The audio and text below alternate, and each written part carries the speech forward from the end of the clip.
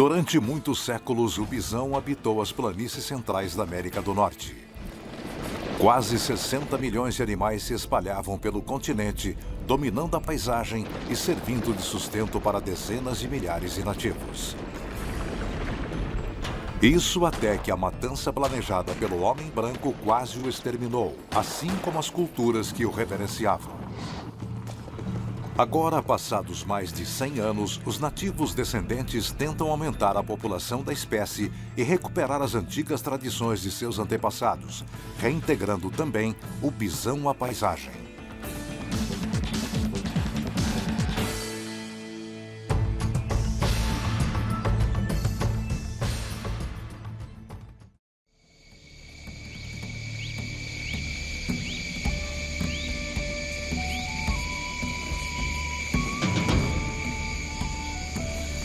O bisão americano é um dos mamíferos de grande porte em maior número que já viveu no planeta.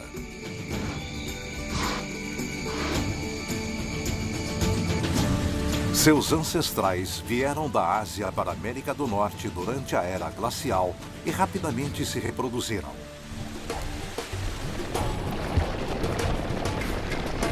Até o século XVIII, os nativos americanos dependiam dele para sobreviver. O bisão estava por toda parte. A carne, os ossos, o crânio, a pele e mesmo os cascos eram utilizados como alimento, agasalho e ferramentas. Na expedição realizada em 1804, Lewis e Clark descreveram o imenso número de animais que fazia escurecer a planície completamente. Com a expansão para o oeste, os pioneiros construíram um mundo em que não havia espaço para grandes manadas, pois as cercas e as ferrovias cortavam as planícies.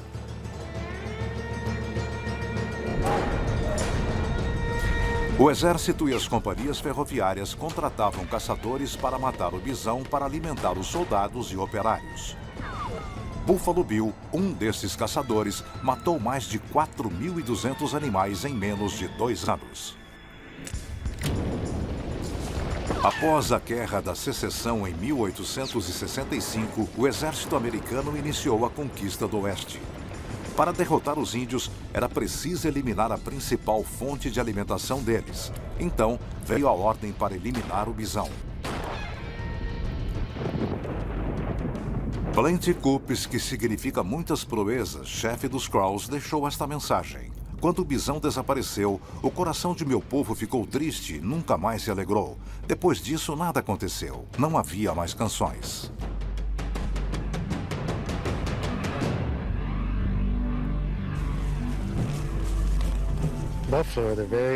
O bisão é o centro de nossa cultura. Naquela época, era toda a nossa economia. É bem difícil continuar ou manter uma cultura sem ele. Além disso, quando o bisão desapareceu, as tribos perderam a relação física do abate. A parte mais importante da própria cultura foi exterminada.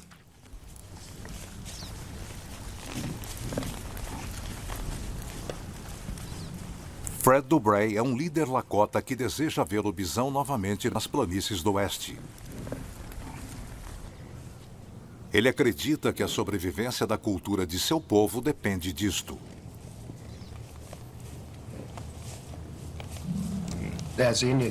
Como descendente, é nossa única esperança, porque se não conseguirmos salvá-lo, se não for preservado e protegido como é preciso, nós também não seremos, não conseguiremos existir.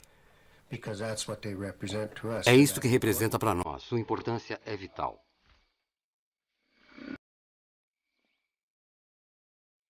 Em 1902, restavam apenas algumas centenas de bisões nos Estados Unidos. A maioria em cativeiro, em zoológicos ou ranchos particulares. Havia apenas 23 animais em liberdade.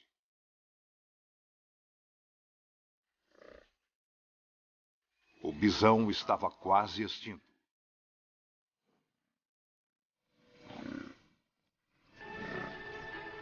Em resposta aos apelos da população, o Congresso americano determinou que alguns animais fossem soltos no Parque Nacional de Yellowstone para aumentar o seu número.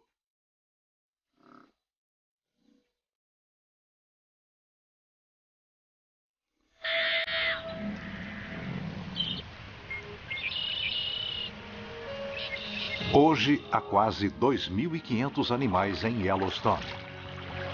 É um dos melhores registros sobre o reaparecimento de animais na história da conservação ambiental.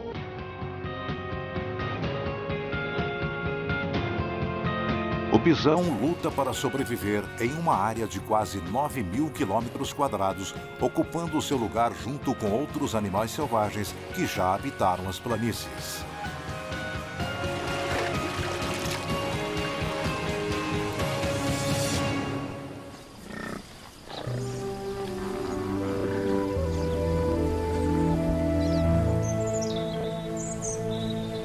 Há 25 anos, Frans Kamenzindi, biólogo e produtor de filmes sobre a vida selvagem, documenta o retorno triunfante do bisão a Yellowstone.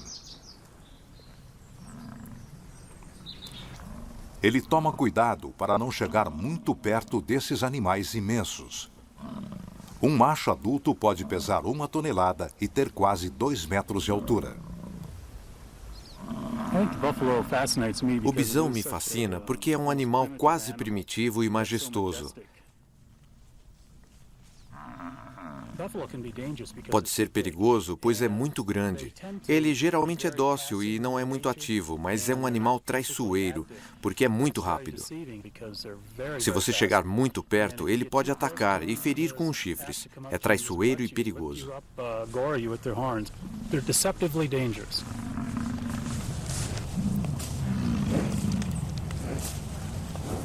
Chega a primavera.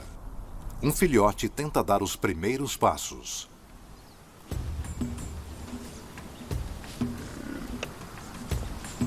Logo após o nascimento, ele precisa aprender a andar para acompanhar a manada que se movimenta. Se ficar para trás, logo se tornará uma presa fácil.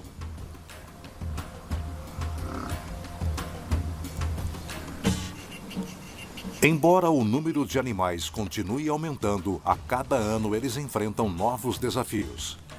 Este filhote e os de sua geração são importantes para a sobrevivência da manada. Durante o primeiro ano, ele precisa lutar pela vida, uma batalha épica que já aconteceu nas planícies centrais durante dezenas de milhares de anos. A mãe precisa criar laços com o filhote para que ele sobreviva.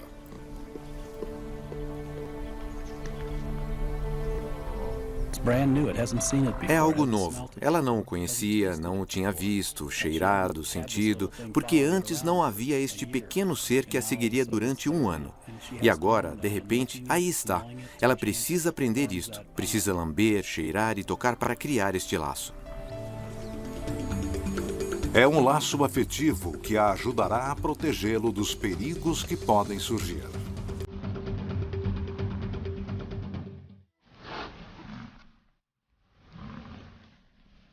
Assim que os filhotes se juntam à manada no Parque Nacional de Yellowstone, eles criam laços uns com os outros. Como a manada está sempre em movimento, nem sempre é fácil acompanhar o ritmo.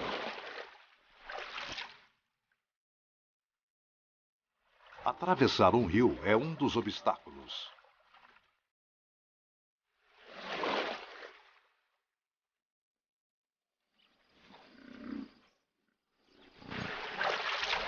Depois de ultrapassado, é hora de brincar.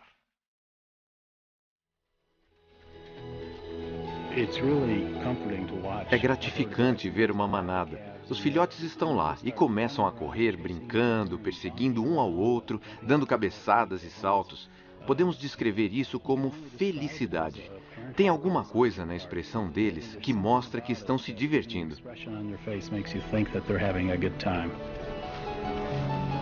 Embora pareça diversão, este é um momento crítico para o filhote. O inverno se aproxima. Como ele pesa menos de 25 quilos, ainda não está preparado para sobreviver e precisa adquirir força para protegê-lo durante os meses de frio intenso.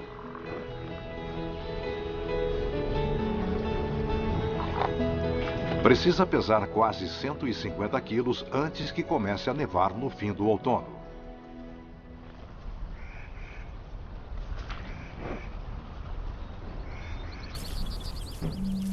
Por segurança, o filhote não deve se afastar muito da manada. Por isso, esta fêmea o empurra para perto do grupo.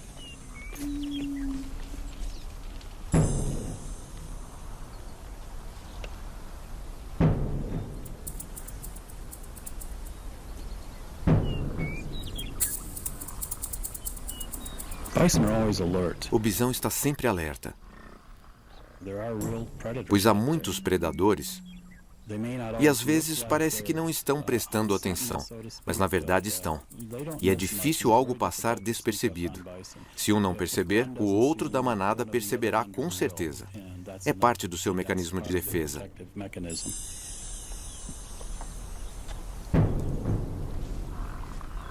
Felizmente, este puma não tem experiência suficiente para matar um filhote.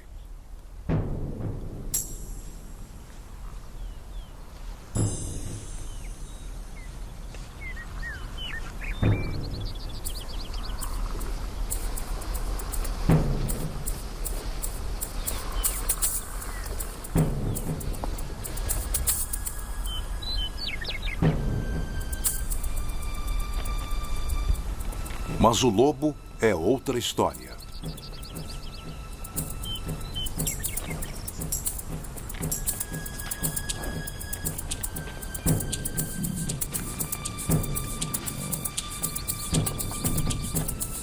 Ele é o predador natural do bisão e também está de volta a Yellowstone.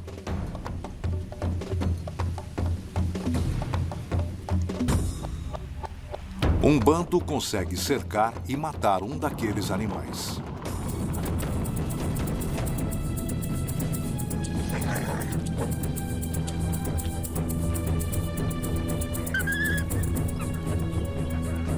Na batalha épica pela vida, apenas os mais fortes sobrevivem.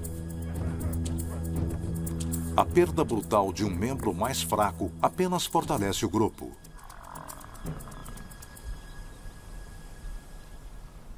Mas essa história de sucesso se repete além das fronteiras de Yellowstone. Hoje, há mais de 150 mil cabeças em outros parques e ranchos por todo o país.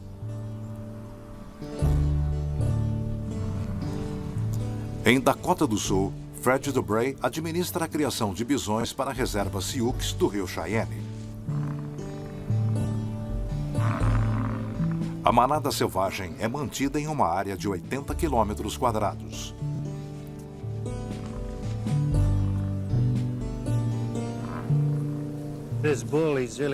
Esse animal está irritado com alguma coisa. Ele está inquieto, não sabe o que fazer. Está com a cauda meio levantada.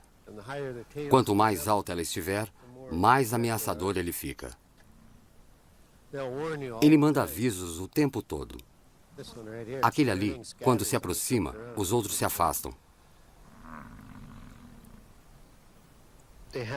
Ele tem um senso de poder natural. Todos emanam poder. Qualquer pessoa que se aproxime também se sente com mais poder.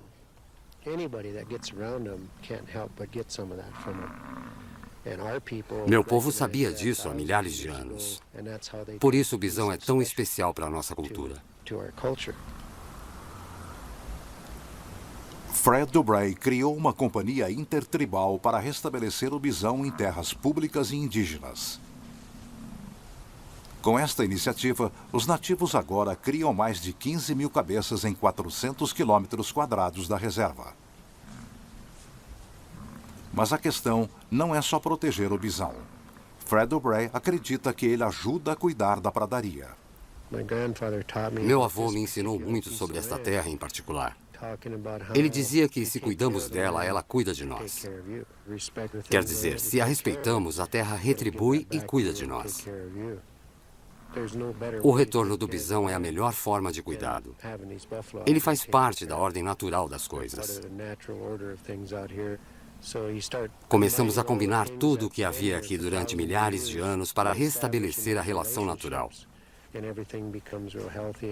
A natureza se recupera, todo o ecossistema se beneficia e, consequentemente, o mundo.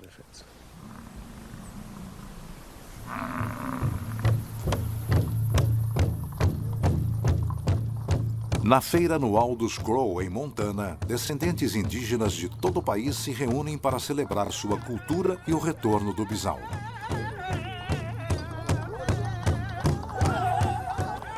Jennifer Flap Lip leciona história indígena na reserva dos Crow. Éramos um povo cheio de orgulho,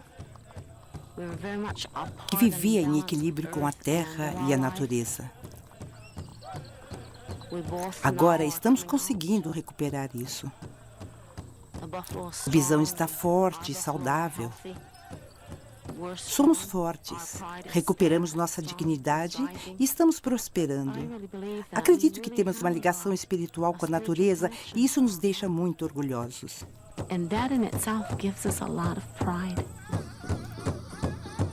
Com o retorno do bisão, os nativos recuperam sua dignidade cultural. Em celebrações chamadas Powwow, realizadas por todo o país, eles resgatam o passado. Durante os últimos 100 anos, sua cultura quase desapareceu. Mas agora se revitaliza. Os jovens agora têm uma experiência incrível, porque são respeitados como nativos. E quando vemos a vida selvagem livre e se recuperando, sabemos que também somos assim.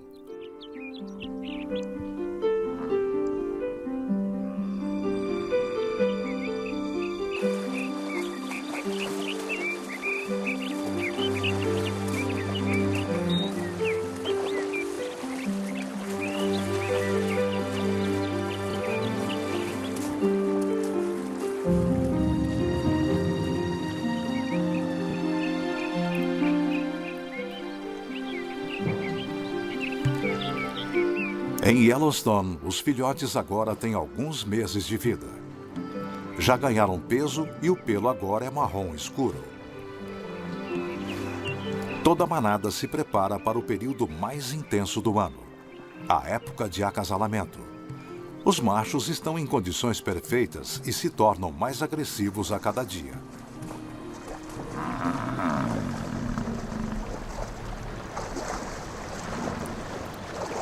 Nessa época do ano, o bisão encontra outro animal, o turista.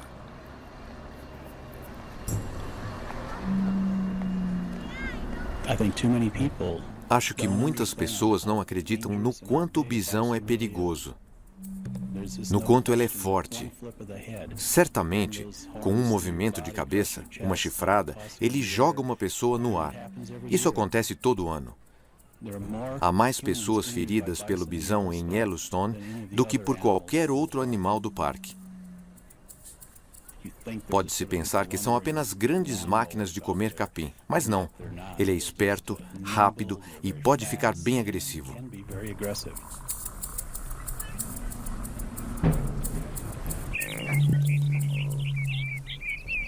Durante o período do cio, os machos mais fortes e maiores se preparam para transmitir seus genes. A disputa pela dominação pode resultar em lutas perigosas. Os berros altos, que podem ser ouvidos a quilômetros de distância, servem para espantar os adversários.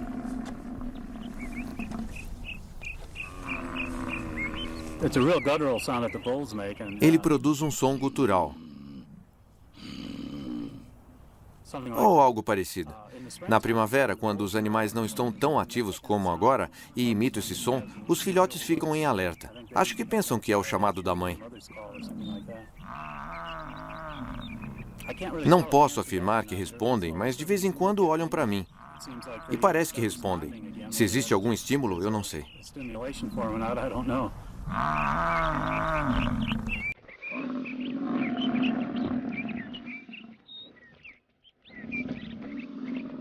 Quando um macho entra em uma manada, ele escolhe uma fêmea no cio.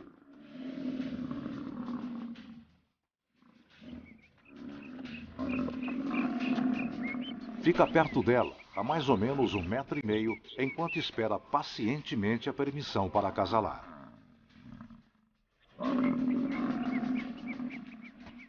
A fêmea é que decide se o aceita ou não. O macho fica às vezes até 3 dias seguindo, tão obcecado em tomar conta dela e em espantar outros machos que raramente come. Nesse período, o macho pode perder até 90 quilos.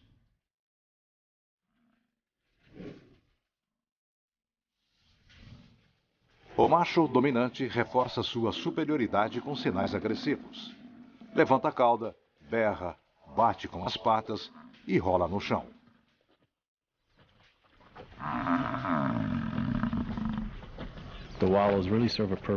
O fato de rolar no chão significa dominação. Ele realmente bate com força e faz buracos. Às vezes até usa a cabeça e os chifres para cavar.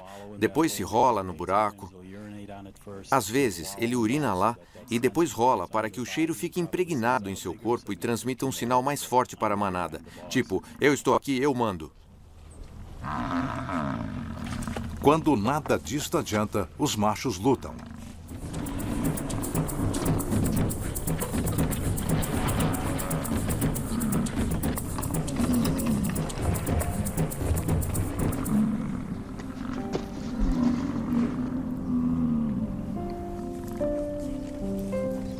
Fraco e ferido, o perdedor abandona a manada.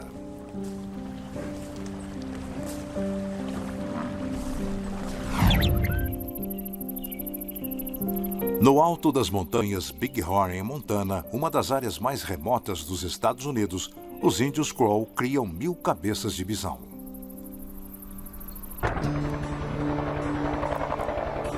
Aqui os animais têm uma vida parecida com a da manada selvagem de Yellowstone. Entretanto, esses animais precisam ser recolhidos a cada outono para vacinação.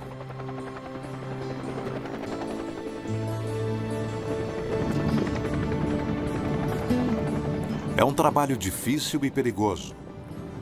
Durante 8 meses, o acesso só pode ser feito de helicóptero e a cavalo.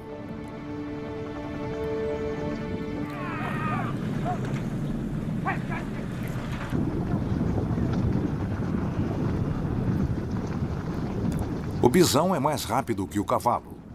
Com velocidades que ultrapassam 70 km por hora, ele desafia os cavaleiros com facilidade.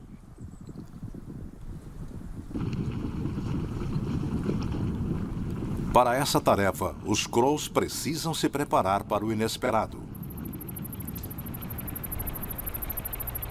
E constroem uma cerca para direcionar os animais para o curral. O bisão é um animal imprevisível e perigoso. Vermon Whiteman, chefe dos recursos naturais da tribo, se preocupa que os animais com quase 1000 toneladas se arremetam contra a cerca. Basicamente, se o animal vê uma abertura, mesmo que seja pequena, ele vai tentar passar, entrar por ela. Ele entra em tudo que esteja aberto. Se um vai, todos vão atrás. Então parece um engavetamento de bisões. E assim, quando é visto, impressiona qualquer pessoa. Soon as you see a wreck, we'll say, "Boy, there's that wreck."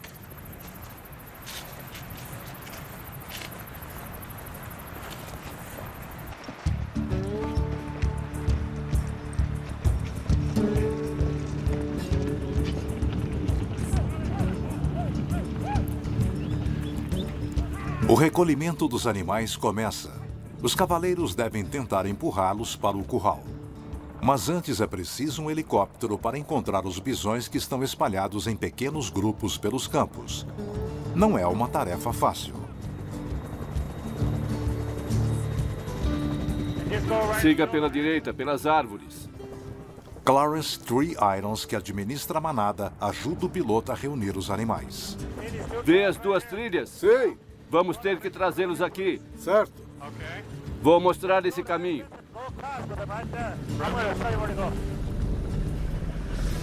Entretanto, poucos homens contra uma manada pode ser algo desastroso se os animais entrarem em pânico.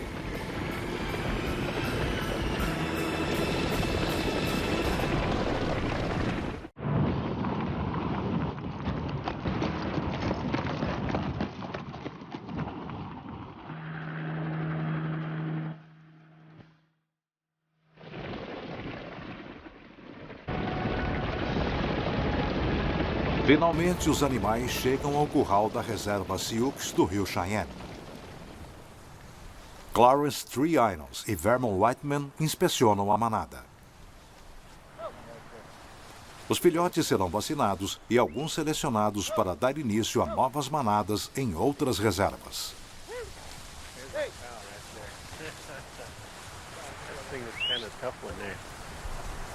É melhor sairmos daqui antes que nos atropelem.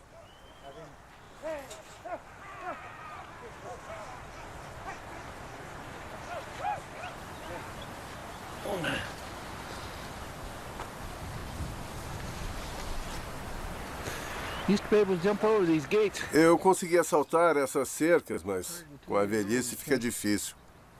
Can't fly like you used to.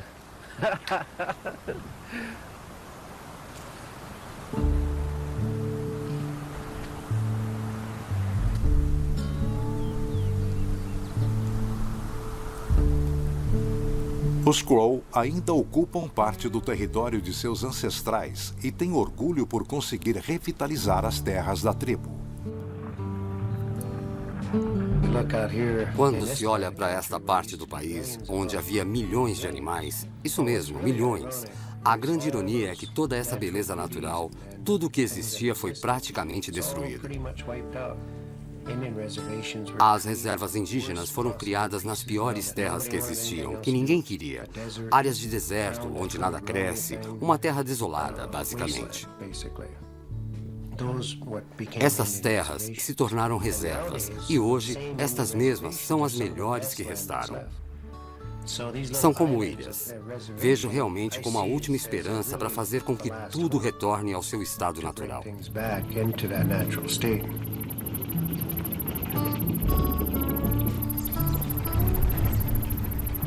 Mesmo nas terras da reserva, o desafio é encontrar espaço suficiente para estes animais migratórios. Elas não são mais contínuas e abertas, estão divididas entre muitos proprietários diferentes.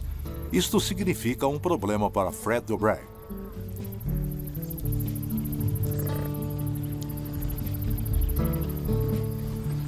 No inverno anterior, um dos machos abandonou a manada da reserva do rio Cheyenne. Agora rejeitado, ele vaga por propriedades vizinhas, onde é considerado um animal perigoso. Fred Dobray já tentou pegá-lo várias vezes, mas o animal sempre escapa. Agora é preciso tomar uma atitude drástica. Prossiga. Eu não sei onde ele está. Quando for avistado, não quero assustá-lo. Ele deve estar lá para baixo.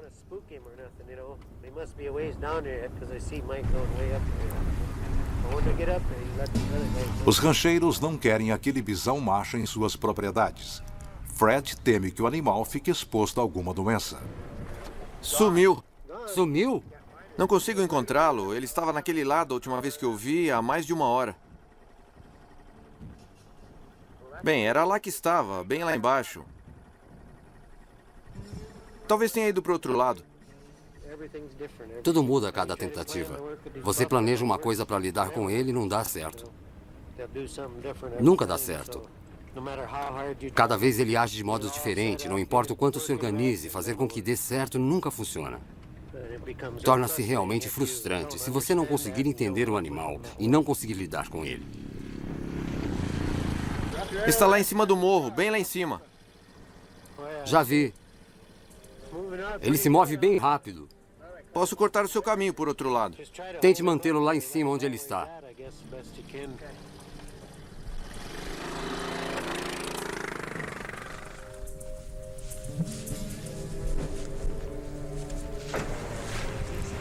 Ainda está lá.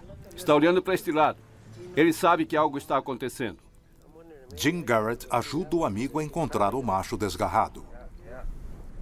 É um daqueles animais rejeitados que não se entregam. Ele vai fugir até chegar a hora. Só então vai se entregar. Ele vai se virar e olhar direto para nós. Sabemos então que é a hora em que ele irá se sacrificar. And we will know that that's the time that he's sacrificing himself.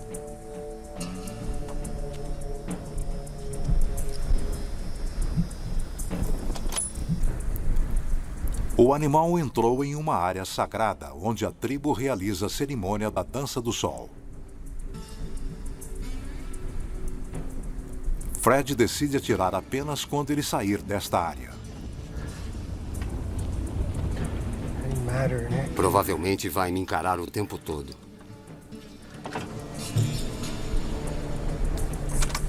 We'll just work out the window.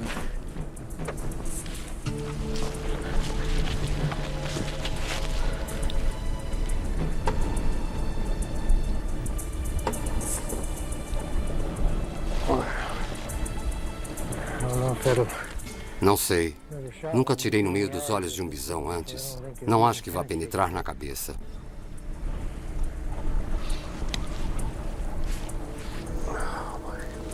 Daqui, ele não acredita que a bala atravesse o espesso osso da fronte.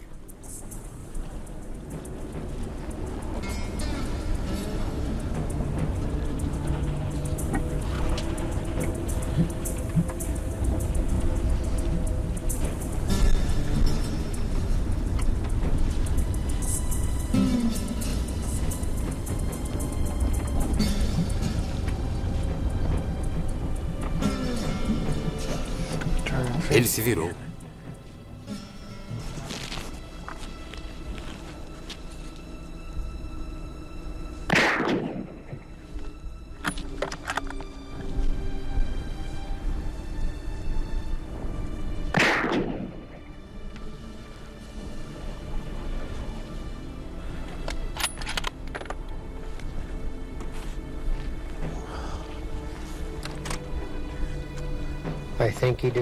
Acho que decidiu. Entendeu que estava na hora. Ele estava pronto para morrer. Eu estava pronto para atirar. É importante olhar direto nos olhos do animal e entender que está acabando com uma vida. É algo muito significativo. Você entende a importância do que está fazendo e a consequência de seus atos. Não é algo de que eu goste de fazer, mas sei que é necessário.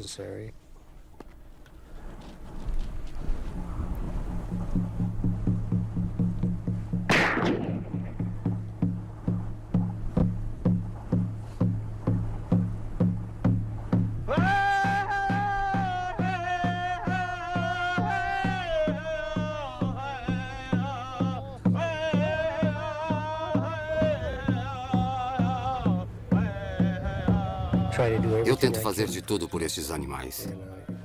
É um compromisso não só comigo, mas com minha tribo.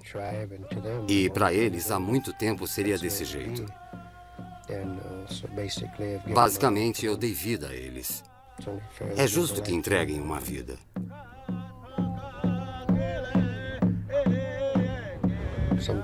Às vezes, a morte pode ser uma celebração. É outra parte da vida, apenas isso.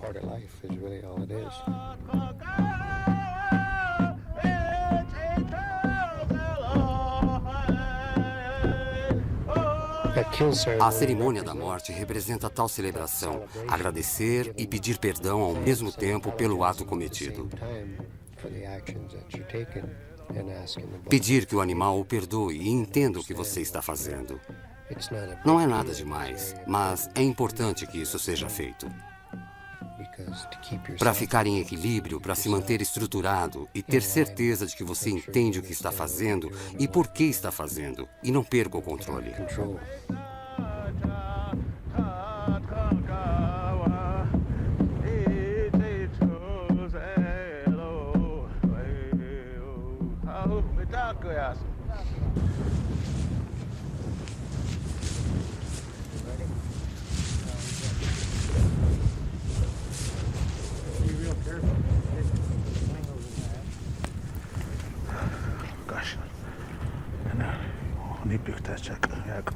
Depois de morto, o sangue é recolhido e todos bebem.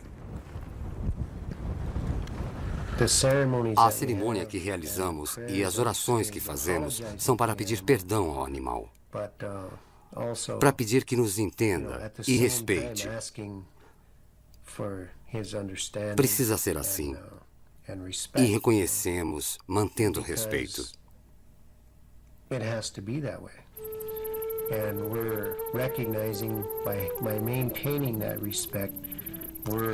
Assim garantimos a saúde da manada. É a função básica. É um benefício para uma manada. Quando um predador elimina os animais fracos, a população fica equilibrada. Faz parte do equilíbrio da natureza.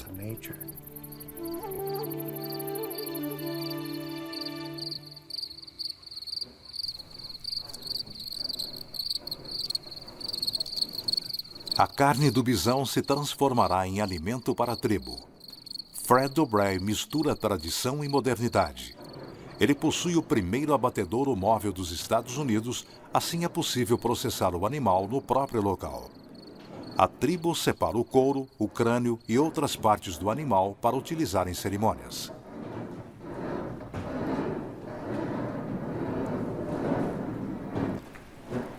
Fred O'Brien espera que seu abatedouro crie mais empregos para a comunidade e oportunidades para a geração mais jovem.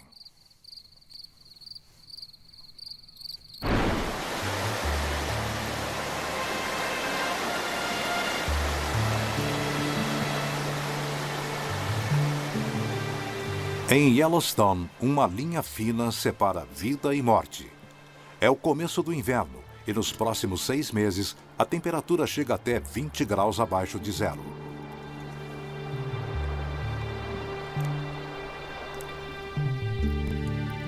Para se aquecer, o bisão depende de fontes de águas quentes, dos geysers, além de suas defesas naturais.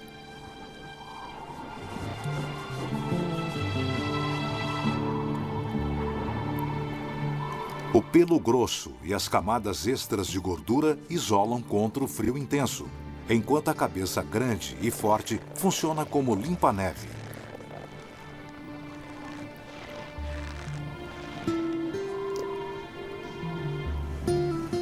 A corcova serve como contrapeso para a cabeça que empurra a neve.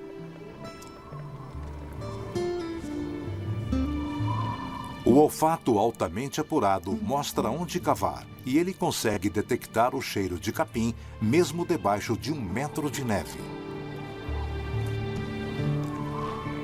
Neste frio, os filhotes precisam ficar perto da manada para ter mais proteção.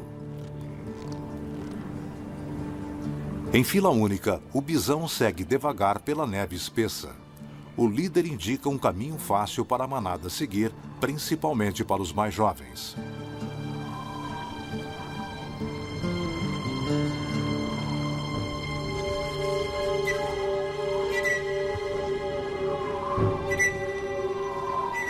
Se um animal se afastar, certamente estará com problemas. Preso na neve funda, sem um caminho aberto para seguir, este animal jovem luta pela vida. E os outros não podem fazer nada. Precisam continuar para locais de menor altitude e melhores pastos. A manada segue seu caminho. Rios antes navegáveis agora se tornam obstáculos escondidos.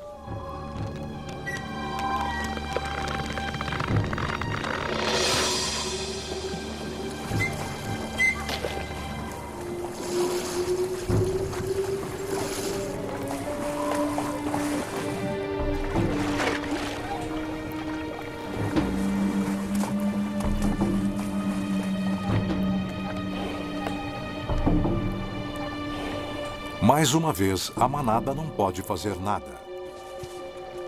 Mais uma vez, ela segue e deixa o animal para morrer sozinho.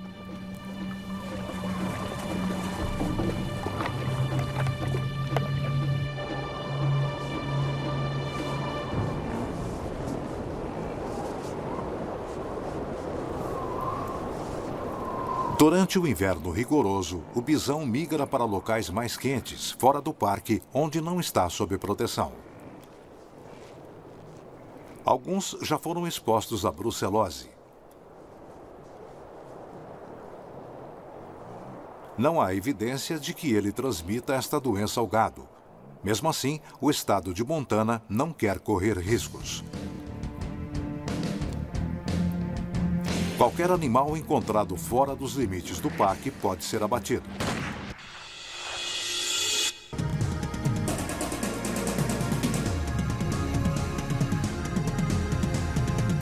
Durante o inverno de 1996, mais de 1.000 animais foram mortos, quase um terço da manada de Yellowstone.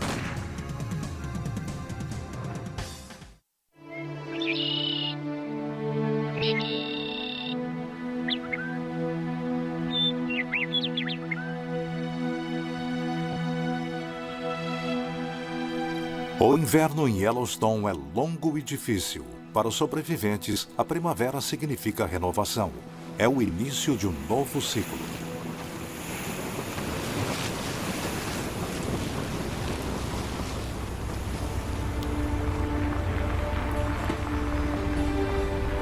Na reserva Sioux do Rio Cheyenne é dia de festa. As crianças vão assistir a uma cerimônia especial para celebrar o retorno do bisão. Uma pequena manada está sendo reintroduzida nesta parte da pradaria. How do you say buffalo in Indian, guys? Tatanka. Tatanka. There we go. Oh, look at. Hello, baby.